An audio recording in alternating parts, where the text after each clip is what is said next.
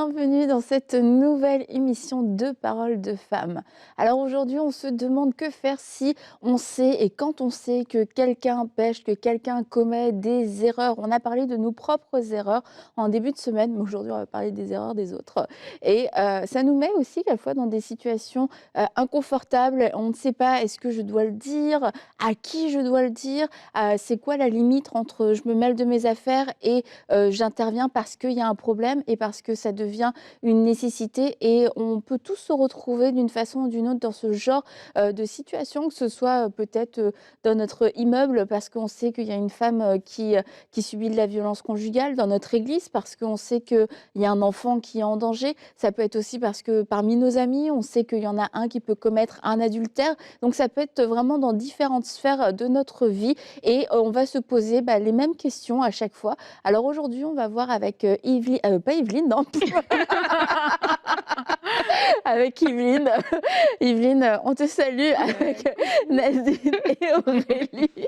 Ce qu'on peut faire et ce qu'on doit faire aussi dans ce genre de situation. Dans Corinthiens, Paul va dire qu'il y avait du désordre dans l'Église au point qu'il y avait un qui avait la femme La de son femme de père son père. et que voilà, personne ne disait rien en fait. Et Mhm. c'est de dire en fait que non, on doit être. En fait, c'est pas dans le sens de, tu sais, tu as dit, des fois on se dit, est-ce que j'en parle parce que je veux me mêler de mes affaires ou est-ce que j'interviens? C'est dans le sens que quand une personne pêche, là on parle vraiment de quelqu'un qui tombe dans un péché, une personne, donc ça veut dire que c'est dans un cadre des personnes qui connaissent le Seigneur, ça doit nous faire mal en fait. Ça doit nous faire mal, ça doit nous interpeller que cette personne vit soit avec une addiction ou elle vit avec un défi. Et on ne doit pas juste fermer les yeux parce qu'on sait que tant que cette personne est maintenue dans le péché, elle aussi, elle est en danger. Et donc, ce n'est pas dans un sens de pas se mêler de ses affaires ou de critiquer ou de médire, mais c'est vraiment par amour qu'on doit se dire quelle intervention est-ce que je peux poser. Et on va voir au courant de l'émission, évidemment, les différents degrés, mais déjà d'être interpellé lorsque quelqu'un vit quelque chose de difficile. Des fois, on peut vouloir fermer les yeux et c'est pas normal. Comme tu parles, par exemple, même dans notre immeuble, on entend des cris dans la pièce à côté. C'est pas normal qu'on ferme juste nos oreilles, qu'on mette nos écouteurs et puis qu'on continue à fonctionner. Non, on se doit d'assister. Donc, on se doit de dire qu'est-ce que je peux faire? Est-ce que faut que j'intervienne au niveau des autorités, d'autorité? Est-ce qu'il faut que j'aille parler à la femme directement? Mais tu es quand même interpellé. Donc, ça, c'est dans le cadre juste de la vie de tous les jours. Donc, à combien, à plus forte raison, lorsque notre frère est dans le péché, que ce soit dans l'église ou même dans notre cercle d'amis, on se doit d'être interpellé. Après, maintenant, qu'est-ce qu'on va faire? On va voir au courant de l'émission. Mais déjà, la première chose aussi de savoir que je ne suis pas intéressée pour mal parler, mais parce que c'est par amour, en fait, que je dis non, Seigneur, cette personne ne peut pas continuer à vivre comme ça, intervient. Mhm. Mmh. Et on connaît ce verset de Matthieu 18, qui parle de si ton frère a péché. On dit: «Si ton frère a péché, ben va et reprends-le entre toi et lui seul. S'il écoute, tu as gagné ton frère. Mais s'il ne t'écoute pas, prends avec toi une ou 2 personnes afin que toute l'affaire se règle Mhm. sur la déclaration de 2 ou de 3 témoins. S'il refuse de les écouter, dis-le à l'Église. Et s'il refuse aussi d'écouter l'Église, qu'il soit pour toi comme un païen et un publicain.» Donc, ça, c'est un verset qu'on connaît plus ou moins lorsqu'on parle de quelqu'un qui pêche. Bon, là, on parle de si ton frère a péché. Donc, c'est dans le cadre de l'Église. Mhm. Mais ici, il dit: «Reprends-le entre toi et lui seul. S'il t'écoute, tu as gagné ton frère.» Donc ça, c'est comme la première étape, avant d'escalader pour aller, voir 2 ou 3 témoins. Et ce que j'aime par rapport à ce que tu as dit aussi, on dit ici: «Tu as gagné ton frère.» En fait, toutes les étapes qui sont dites ici, le but, c'est de gagner ton frère. C'est ça qui compte, en fait, derrière. C'est que la personne, le but n'est pas de condamner ton frère, mais c'est de gagner ton frère. Et quand tu comprends ça, mais même ta façon d'aborder va changer, en fait. Ta façon de le reprendre va changer. Donc, c'est de venir interpeller la personne, puisque c'est la première étape, hein, vous êtes tous les deux, mais je vois qu'il y a telle chose qui se passe, mais qu'est-ce qui ne va pas, en fait? Mhm. Est-ce qu'on peut en parler? Et je pense que c'est une étape que parfois on est intimidé, Mhm. on a peur, on se pose plusieurs questions. Un peu comme tu as dit tout à l'heure: «Mais ce n'est pas mes affaires. Ils font ce qu'ils veulent chez eux. Moi, je ne me sens pas concernée.» Mais c'est de pouvoir dépasser, ces raisonnements-là pour dire: «Beh, il faut que je parle à la personne.» Après, il y a la façon. Après, il y a aussi c'est qui la personne. Tu vois, ça peut être ton voisin, mais ça peut être vraiment ton frère. Ça peut être ta sœur, ça peut être ton père, ça peut être quelqu'un, ton mari, quelqu'un de plus proche de toi. Comment on fait dans ces cas-là? Mais il faut la sagesse de Dieu pour interpeller aussi, parce que pareil, tous les péchés ne sont pas les mêmes, un peu comme on a dit tout au long de cette semaine. Tous les péchés ne sont pas similaires. Ça ne veut pas dire que, enfin, le salaire du péché, c'est la mort, comme la Ouais, ouais. Bible le dit. Mhm. Ça ne veut pas dire qu'il y a des péchés plus grands que d'autres, Mhm. mais en fonction de ce que la personne a fait, ben, il y a des façons d'agresser qui seront peut-être différentes. Et ça, c'est des choses qu'on doit avoir à cœur lorsqu'on veut parler à un frère. Le but, c'est de le gagner. Le but, c'est pas de le condamner. Le but, c'est pas de pointer du doigt, c'est vraiment de gagner ce frère, cette sœur. Et alors qu'on est dans cette attitude, ben, il sera plus facile d'engager la communication, de parler pour faire juste la première étape que dont le verset nous a parlé. Et j'aime que ça dit ton frère et il y a cette notion d'amour. Et je crois que quand on veut reprendre quelqu'un qui vit dans le péché ou qui commet le péché, on va d'abord aimer la personne. Donc parce que j'aime la personne, même avant d'y aller, Seigneur, dispose-moi. Seigneur, dispose son cœur aussi pour que lorsque je lui parle, il n'est pas fermé, il n'est pas sur la défensive, mais c'est peut-être que genre, je vais arriver pour lui parler, puis c'est comme, oh, enfin, quelqu'un a le courage de venir me dire, c'est peut-être la perche qu'il avait besoin, en fait, qu'on puisse le tendre pour qu'il puisse s'en sortir.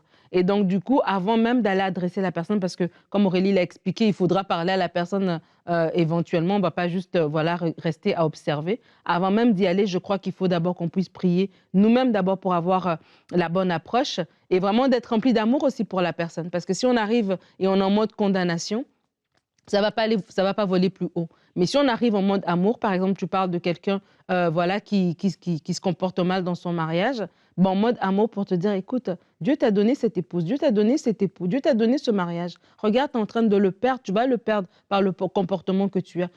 Tu dois rebâtir, en fait, je veux t'aider à rebâtir. Donc, quand on vient avec cette approche-là, et non, oh, regarde, l'infidèle, l'adultère, ben, c'est sûr que ça fait toute la différence, en fait, par rapport à la façon dont on va pouvoir parler et que l'autre personne aussi va pouvoir te dire, oui, voici, et un peu comme on a parlé en début de semaine, voilà, t'avouer ses fautes, t'avouer son péché, tout ça. Donc, je crois que la première étape, c'est d'abord d'aimer. Et donc, parce qu'on aime, on va prier d'une certaine manière et on va mettre un cadre, en fait, où on aura les outils pour savoir okay, par où je vais y aller pour parler. Que ce soit, est-ce que j'y vais par la parole directement? Est-ce que j'y vais avec mon propre témoignage? Est-ce que j'y vais voilà, avec une histoire que j'ai entendue, etc. Mais en tout cas, comment je vais emballer la chose pour pouvoir commencer à parler à la personne et la mettre face à ses actions aussi. Et de cette manière-là, commencer un processus de Et changement. d'où l'importance de revenir à la parole de Dieu, parce qu'il peut y avoir tellement de façons de faire qu'on peut oublier, mais c'est quoi le modèle biblique? Mhm. Et au-delà du modèle biblique, va voir ton frère, et puis s'il t'écoute pas, bah, prends deux, trois témoins, et puis après, blablabla. On voit, il y a vraiment un enchaînement. Mais au-delà de ces étapes, c'est de se dire, c'est quoi le cœur et la pensée de Dieu? Et comme, je sais plus laquelle a dit ça, le Idine. but c'est vraiment comme, c'est de gagner la personne. Pas de gagner la personne dans le sens, on va se mettre d'accord pour étouffer ton péché, Mm. mais t'amener à la repentance et t'amener à un changement et à une restauration, un rétablissement.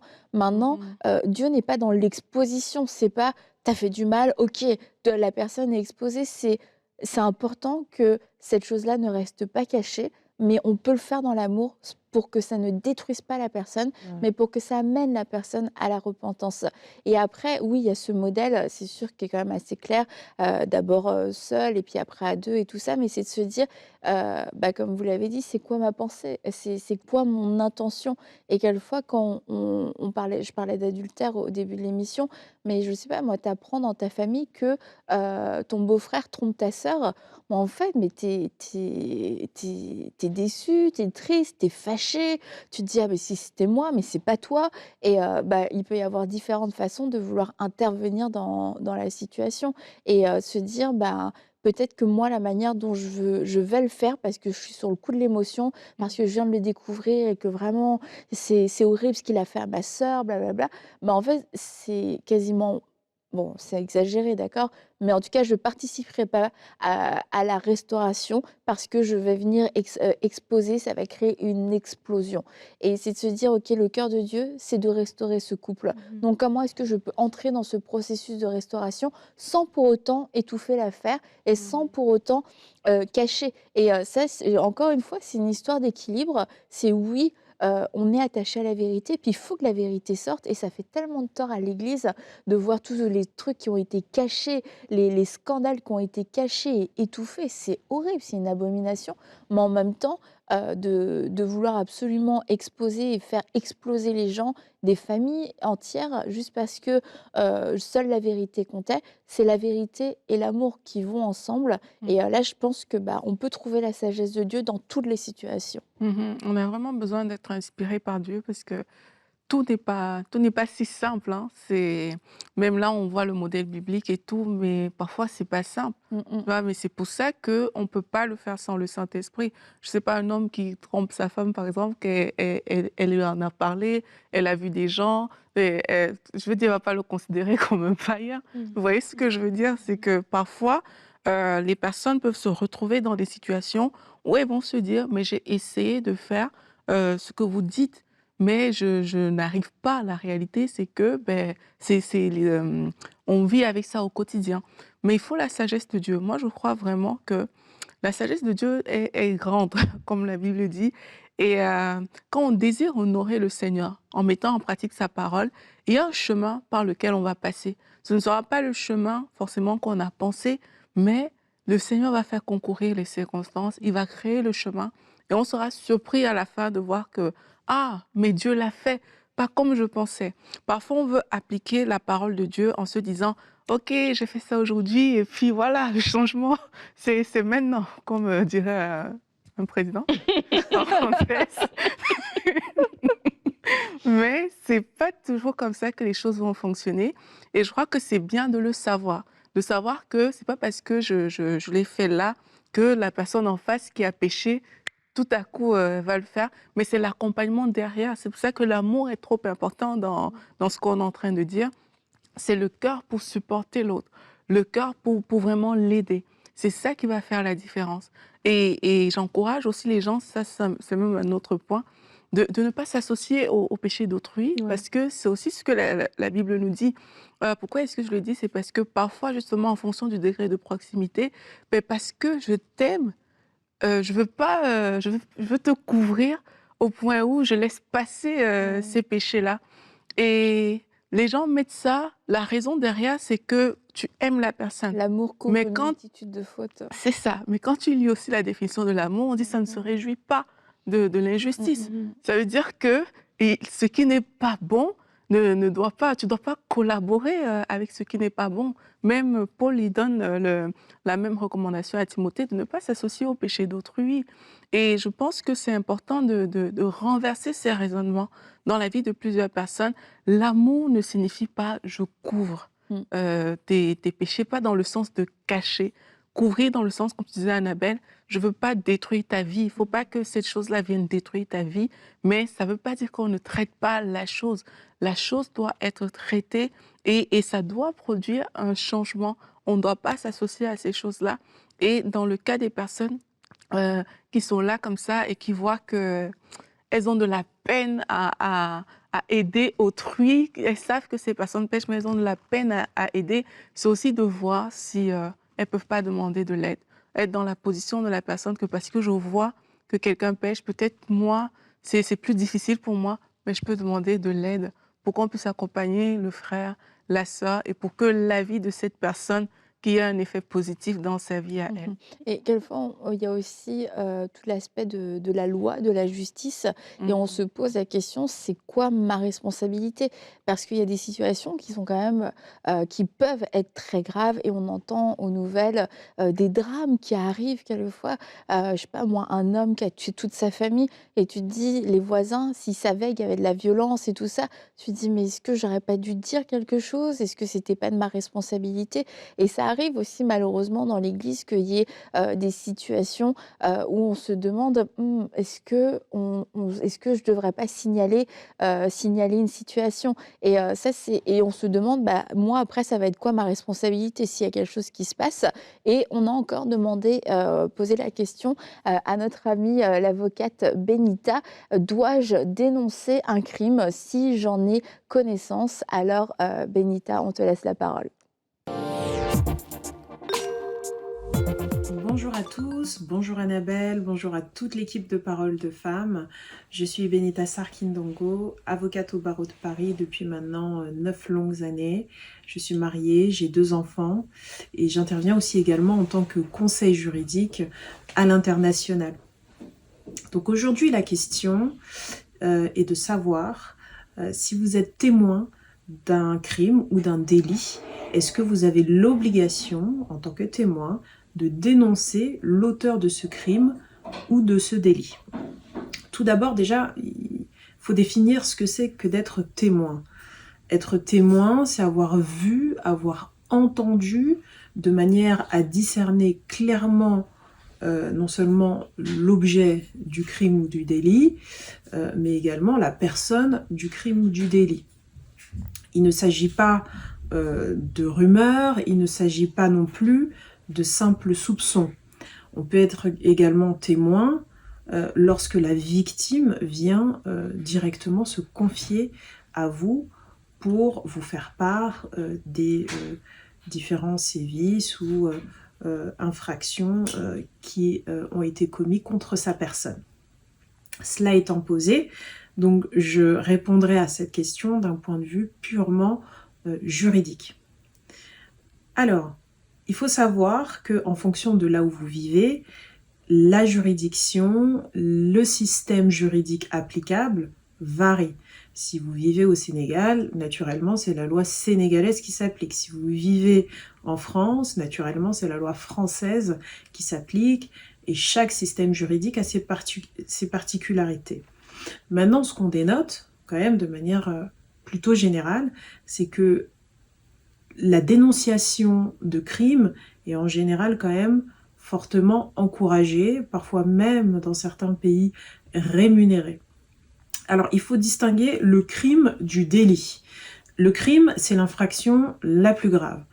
On parle de viol, de meurtre, on parle également de terrorisme, alors que le délit, il s'agit d'infractions moins graves, mais qui peuvent être aussi quand même tout aussi importantes, je pense au vol, cambriolage, etc.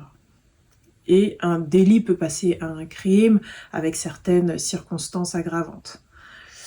Alors, cela étant posé, comment ça se passe? Vous êtes témoin, par exemple, d'une violence conjugale à l'égard de votre ami. Qu'est-ce que dit la loi? Est-ce que vous êtes obligé de dénoncer l'auteur de ces violences conjugales, donc le mari de votre ami? Premièrement, si on regarde par exemple ce qui se passe au Sénégal, l'article 48 du Code pénal punit toute personne qui ne dénoncerait pas l'auteur d'un crime. De même en Côte d'Ivoire, et on arrive à des dispositions similaires en France que j'expliquerai de façon un peu plus précise. Il y a seulement dans un pays, par exemple au Canada, où on n'observe pas d'obligation légale de dénoncer un crime ou même un délit. Alors en France, il y a un article particulier que j'aimerais vous lire, qui parle et précise un petit peu cette notion de non-dénonciation. Donc c'est l'article 434-1 du Code pénal qui explique que la non-dénonciation de crime est le fait pour quiconque ayant connaissance d'un crime dont il est encore possible de prévenir ou de limiter les effets, ou dont les auteurs sont susceptibles de commettre de nouveaux crimes qui pourraient être empêchés de ne pas en informer les autorités judiciaires ou administratives. Donc, ce qu'on comprend, c'est qu'en France, lorsque vous avez la possibilité, vous avez connaissance d'un crime, là encore, les infractions les plus graves, et que ce crime peut être renouvelé, ou alors que ce crime peut être, que l'auteur, pardon, de ce crime peut renouveler à nouveau ses actions, vous pouvez être puni par la loi. Jusqu'à 3 ans d'emprisonnement et une amende également, dont je ne sais plus exactement le montant. Alors, il y a des immunités qui sont prévues par la loi, c'est-à-dire que, par exemple, les parents de l'auteur d'un crime sont immunisés, entre guillemets, et ne sont pas punissables si jamais ils n'ont pas dénoncé leur enfant. Il y a également le frère et la sœur de l'auteur d'un crime. Il y a aussi le conjoint de l'auteur du crime. Mais toutes ces immunités sautent à partir du moment où la victime est un mineur de moins de 15 ans. Donc ce sont des éléments à ne pas prendre à la légère. Lorsque vous êtes témoin d'un crime, vous avez l'obligation, sous peine d'être puni par la loi, de dénoncer l'auteur de ce crime, et notamment si ce crime a vertu à être de nouveau réitéré, a vocation, pardon, à être de nouveau réitéré. En tous les cas, je vous invite, peu importe le pays où vous vous trouvez, et que vous êtes témoin d'un crime ou un délit, à vous rapprocher d'un professionnel qui saura vous guider dans les différentes procédures afin de dénoncer l'auteur du crime ou du délit. Alors pour finir, je terminerai sur une distinction qu'il faut faire. C'est la distinction entre la dénonciation d'un crime et la délation. La délation, c'est quoi? C'est la dénonciation méprisable, honteuse. La loi n'est pas toujours juste, la loi n'est pas toujours en faveur de l'éthique et de la morale en fonction du pays où vous vivez. Les crimes qui sont énoncés comme tels ne sont pas toujours des crimes au regard notamment de la parole de Dieu. Donc je vous invite aussi à beaucoup de sagesse et à solliciter la direction du Saint-Esprit. Merci beaucoup encore une fois pour cette réponse très complète et très intéressante et en même temps très sage. Une des choses que Benita nous disait, entre autres, c'est de se tourner vers un professionnel et quelquefois en tant que chrétien, on a comme une espèce pas appréhension, mais on n'est pas vraiment disposé à aller voir des professionnels. On se dit, oh, c'est comme ça va être des ennemis. Alors, c'est de choisir le professionnel vers qui on peut se tourner. Mais aujourd'hui, il y a pas mal de services juridiques en ligne qui offrent de l'aide. C'est sûr, ils ne peuvent pas vous défendre forcément, mais en tout cas, apportent des conseils, même de façon gratuite. Donc, si vous êtes dans une situation que vous jugez compliquée, vous vous retrouvez, vous ne savez pas si finalement, ce n'est pas sur vous que ça va retomber, c'est important d'aller chercher de l'aide et de savoir que dit la loi et quelles sont mes obligations. Donc, n'hésitez pas à aller chercher cette aide professionnelle. Et encore une fois, merci beaucoup, Benita, d'avoir pris le temps de répondre à ces questions de façon professionnelle, d'avoir un retour professionnel. C'était la minute juridique dans Parole de Femme. On n'en fait pas souvent, mais c'est extrêmement instructif. Et donc, que disais-je? Mais moi, je pense aussi qu'en plus de ce qu'on a dit, Parfait. Je pense que c'est Maître Benita qui l'avait aussi dit dans sa vidéo qu'on a écoutée lundi, c'est que quand on parle de que faire aujourd'hui quand quelqu'un a péché, c'est que tu dois vraiment... C'est pas juste des suspicions. C'est pas que quand je regarde la sœur, je vois que parfois elle s'habille d'une certaine manière, certainement que cette sœur, elle pêche en fait. Et c'est important de réaliser ça, que c'est pas de la suspicion, c'est pas on m'a dit, on a fait, on a des ragots, c'est pas ça dont qu'il s'agit, mais c'est vraiment des faits avérés. Je fais ma juriste. Ça tirait bien, Aurélie. C'est des faits vraiment avérés, c'est que on peut mettre des des faits sur ce qu'on est en train de dire. Mmh. Donc ça, c'est important. Et de l'autre côté, aussi, je trouve que c'est important de ne pas minimiser l'importance d'un péché. Parfois, pour ne pas se confesser, pour ne pas aller vers la personne, on peut banaliser un péché et dire que ah non, ben, c'est que du mensonge, ça va, il n'a pas commis de fornication, donc ça passe. Tu vois, mais c'est important de ne pas banaliser certains péchés.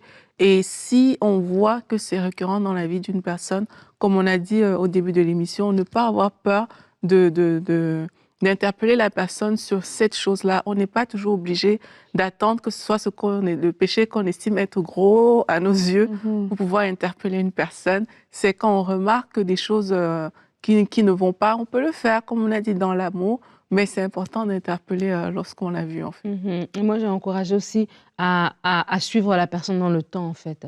On parlait tout à l'heure de couvrir les péchés, de couvrir les fautes de l'autre et de cacher. En fait, j'aimerais aussi interpeller, quand c'est quelqu'un proche de toi, tu en parlais d'une situation, par exemple, d'injustice, ta belle-sœur vit quelque chose, et toi, parce que c'est ton frère, parce que c'est ton fils, exemple, tu minimises, tu banalises la situation, mais une faute, un péché est un péché. Et non seulement cette personne-là est en train de s'enfoncer, il y a une éternité qui l'attend aussi, mais que toi qui as pu la sauver, entre guillemets, qui connaissait la vérité, qui connaissait une autre manière, tu la laisses aller dans cet état-là, tu n'aides pas non plus. Et l'amour, ben c'est ça aussi. L'amour, c'est aussi vouloir que l'autre personne s'en sorte. Et l'amour aussi va aussi à chercher à rétablir la vérité, en fait, à rétablir les choses dans le bon ordre. Donc, c'est vraiment important, cet aspect-là. Et le deuxième aspect, pardon, le deuxième le deuxième aspect, Arrête de le répéter. ce serait de suivre la personne dans le temps. Ça veut dire, j'ai remarqué qu'une personne pêche, oui d'accord, ok, on l'a dit, mais après. Et des fois, la personne a besoin d'un accompagnement. Je me rappelle d'un insight qu'on a fait d'une personne qui était violente et on a appris que le pasteur avait accompagné cette personne pendant 2 ans, semaine après semaine, jusqu'à ce que vraiment cette personne puisse être transformée complètement. Et donc des fois, quand on remarque aussi un péché, c'est pas juste de dire je l'ai dit, j'ai amené la lumière, je t'ai dit c'était quoi la vérité, mais d'être aussi là pour accompagner la personne le temps que ça va prendre pour qu'elle soit complètement restaurée. Et oui, la Bible dit que celui qui ramènera un pécheur sauvera son âme. Et comme tu disais, il y a une question aussi d'éternité. Et quelquefois, on peut choisir de rien dire, pas à cause de la peur, mais à cause d'une certaine forme d'égoïsme, parce qu'on n'a pas envie de s'encombrer de cette histoire-là. On n'a pas envie d'être mêlé à tout ça. Mais ceci dit, il y a des choses que le Seigneur permet qu'on puisse voir et qu'on puisse savoir. On se retrouve face à une information, on se dit: «Mais attends, ça vient d'où?» Mais en fait, c'est parce que Dieu veut te faire participer, pas au péché, mais Dieu veut te faire participer à cette restauration. Et souvent Dieu a déjà parlé à cette personne de différentes façons, mais quand la personne n'a pas voulu entendre, ne s'est pas humiliée elle-même dans l'intimité avec Dieu, c'est là où Dieu peut aussi amener d'autres personnes à pouvoir être au courant de certaines situations. Et encore une fois, c'est pas pour les exposer. C'est pas Dieu qui est en train de dire: «Ah, je te donne un petit secret et tout». C'est comme, ce frère ou cette personne a besoin d'aide et tu peux être cette personne qui va l'aider. Tu peux être cette personne qui va aller le voir, qui va pouvoir lui parler avec vérité, mais aussi avec amour. Donc, c'est de se dire: «Seigneur, qu'est-ce que tu veux que je fasse de cette information? Est-ce que c'était un hasard, une coïncidence? Ou alors est-ce que c'est parce que tu attends quelque chose de moi? Est-ce que c'est parce que je fais partie de la solution maintenant?» Sans dire que je prends la place de Dieu, et cetera, je suis au contrôle de tout. Mais non, mais d'être participant avec Dieu et de dire: «Écoute, je vais être malléable dans cette situation et je vais faire ce que toi, tu me demandes de faire». Et peut-être que vous aurez la joie, de pouvoir ramener un pécheur et de pouvoir voir son âme être sauvée. Alors merci beaucoup les filles. Demain, on va se retrouver, puis on va parler des personnes mystérieuses. Es-tu une personne mystérieuse? Alors à demain dans Parole de femme.